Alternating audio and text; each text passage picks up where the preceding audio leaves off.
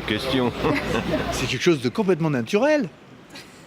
Ah bah tout à fait. Le sexisme, c'est quand on porte des propos blessants à des personnes par rapport à leur sexualité, donc qu'ils soient des hommes, des femmes. C'est discriminer quelqu'un à propos de son sexe. On est très loin du compte. Très très loin du compte. C'est un idéal à atteindre.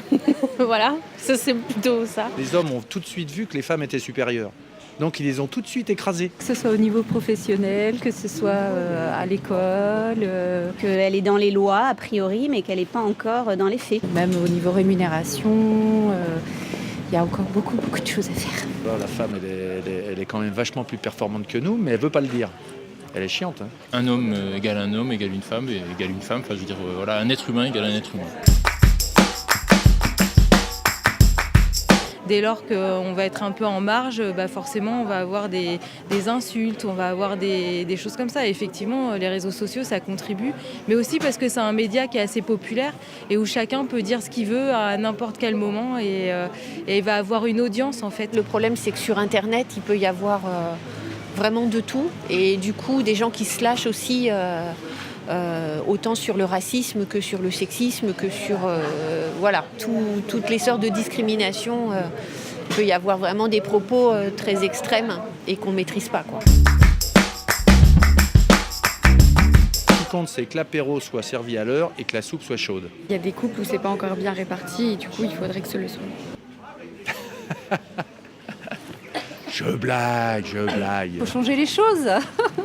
Ça dépend comment on éduque les enfants aussi. Nous, on vit dans une famille où tout le monde participe aux tâches ménagères et il n'y a pas de différence entre les hommes et les femmes.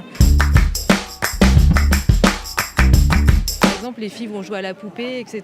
Et on va catégoriser comme ça. Et un petit garçon qui va jouer avec une poupée, ça va nous étonner. Alors que finalement, voilà, chacun fait comme il l'entend. Les notices des Lego pour les filles ne sont pas les mêmes que les notices pour Lego dits pour garçons. Parce que normalement, il n'y a pas de Lego garçon, il n'y a pas de Lego filles. Mais c'est pas seulement la révolution sexuelle, c'est surtout les droits qui ont été donnés aux femmes.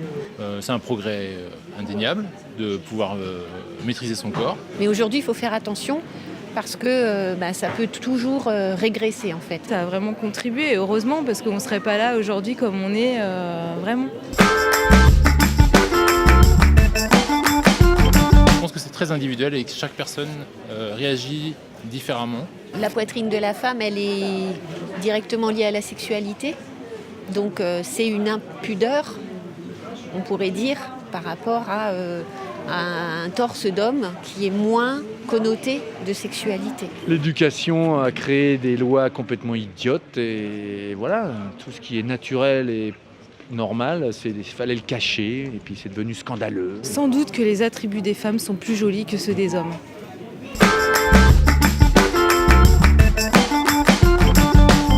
C'est un comportement qui est très banalisé, qui existe depuis très longtemps. Là, l'important, c'est d'éduquer. Alors après, aujourd'hui, ce que je vois, c'est qu'il y a beaucoup de filles qui maintenant réagissent aussi, qui ne se laissent plus faire. Et c'est comme ça qu'on peut changer les choses.